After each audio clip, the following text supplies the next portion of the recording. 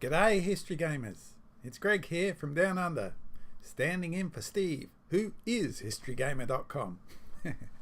Anyway, right, we are up to our next turn. Now I've made a couple of small changes to the spreadsheet. First up, a few people submitted their build things as Winter 1901. Now my diplomacy rules from Avalon Hill back in 70s or whatever don't have that term, but I have seen it used in some of the games around, and it makes a lot of sense. It's just the turn after fall when everyone puts in their build orders. Yep, fall. Sounds good. So that's right. This turn is now called Winter 1901. No change to what it is. Still the build. That's just what we'll call it. Sounds good. I like it. The other change, it was pointed out in the Players Lounge that the scores from games 1 to 3 carry over into the total from this. So we'll actually have a score of the whole 7 games for each player.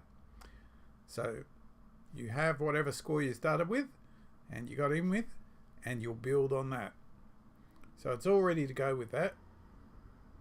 But now here we are with the Winter 1901 and our builds.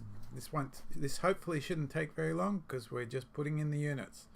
So let's go ahead and see what happens. Now the first thing, I did request that John McGuinness confirm his retreat to Budapest if that was what was happening. He did. He did confirm his retreat to Budapest. Let's go to the map. So this is correct. This army did move back to Budapest, which everyone expected anyway. He also at the same time put in his build disband order. Because John now only has 2 supply centers, he could only maintain 2 armies, and so he put down that he would disband Silesia. Gone. I didn't actually mean, John, that you had to do that at the same time, but I don't suppose it made any difference to anyone anyway, so that was fine. Not a problem. That's great. Okay, let's move on to everyone else. Oh, I should fill in John. 2. Well, that dip looks sad, doesn't it? Well, there's more games to come. Anyway. Oh, whoops. Next, we need to see the next one, which is Sandophilius. Sander is... control your swapping, Greg. Sandophilius is Italy, as I could have guessed by what he'd done. Build army Rome, build fleet Naples. Okay, so Italy down here. Excellent. And we'll just move the board down a bit. So he wants to build an army in Rome, so let's copy this one. And there's his first build.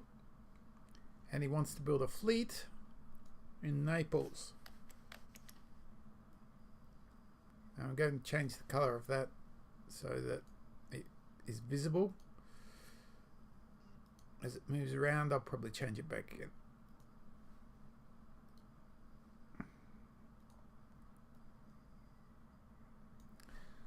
As far as I know, using 2 colors does not confer any special abilities on Italy, but you never know.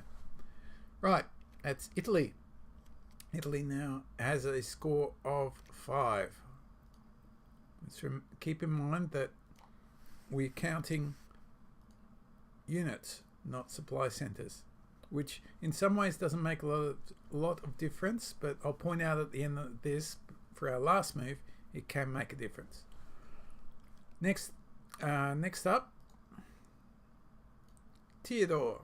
Theodore is playing Germany, and he would like everyone to know that he feels a lot better now. It's not so squeezed, not so squishy. Sorry, that's a silly quote from a silly ad we had years ago here in Australia. Anyway, build army Kiel and build army Berlin. Right, going over, moving up. Yep, so he can do that. Let's build an army in Kiel. Bink. And another one in Berlin. And that's Germany with his 5.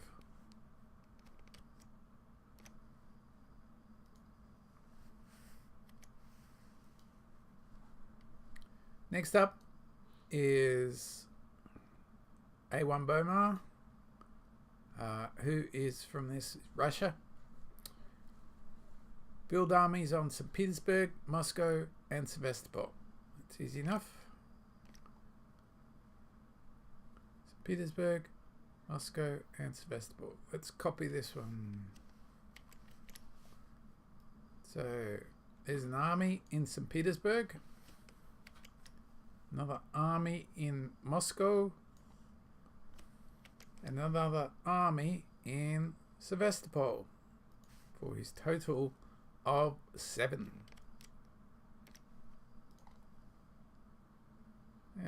Where are we? A1 Boma, there. 7. Definitely in the lead at the moment. Next, 2 to go.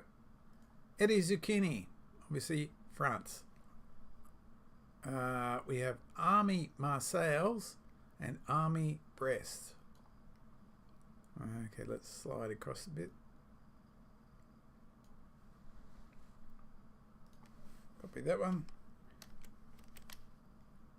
Army built in Marseilles and another army built in Brest, which gives him his 5 armies. 5 units, which happen to be all armies. 5. Yep.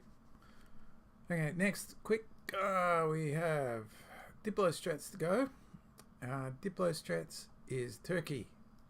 Yes, that's right. That makes sense. Fleet. He's building 3 fleets in Smyrna. Yeah, I've forgotten that name. Constantinople and Ankara. All fleets. Okay, let's go down Turkey. Come here, Turkey.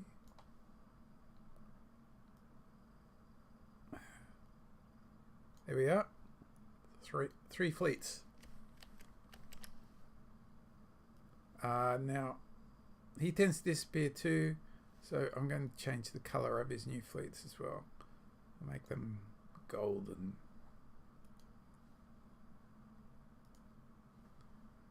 And then we can see them. Smyrna. Constantinople. Just leave it there. Doesn't matter which coast does it, because you can go off from either in this. Constantinople's just that way. Yep. And the last one, Ankara. Yep, they're ready in the Black Sea, giving him a total of 6 units.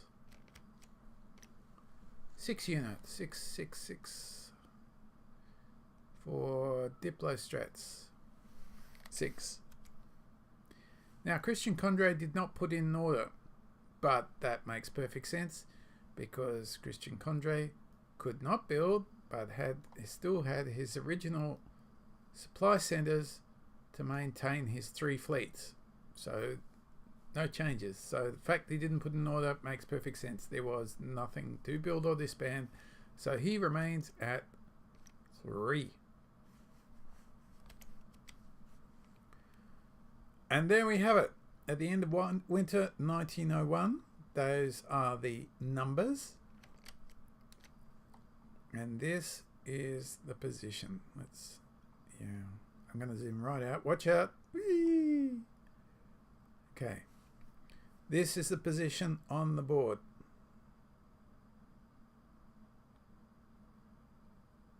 Okay.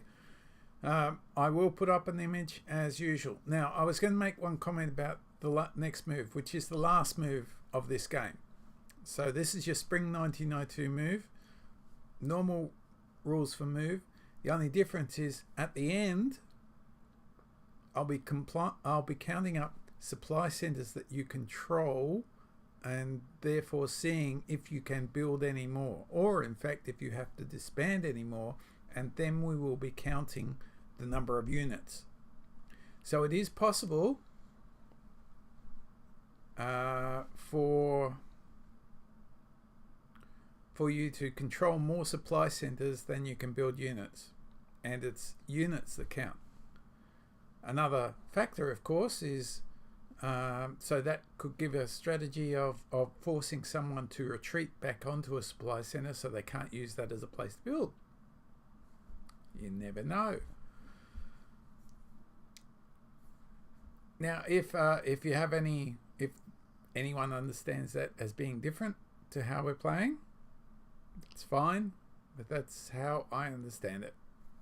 And we did clarify in the player lounge that yes, that was how Steve originally said it, that at the end of the spring 1902 turn there would be a automatic build phase in the sense of counting, getting extra units for supply centers that you then controlled. The other rule to keep in mind is that occupation of supply centers for you being able to build changes hands on a full turn. So what that means, since we're not playing the full turn, is that if somebody takes over, if somehow, for example, let's just say that up here Sweden is knocked out of there and Germany gets it, well then fine, that's a Germany supply center and they can count it. But note that Germany is no longer occupying Denmark. But if no one else went into Denmark, that's still Germany's because they occupied it on fall 1901. That's the issue I wanted to raise. So keep that in mind in your rules and you're playing it. These are probably going to be corner cases. Probably going to get down to just, well, yep, that's the supply centers you've got, and that's how many you can build, and that's it. But there you go. Any questions? Any things I've done wrong? Let me know below. Anything else that you want to say?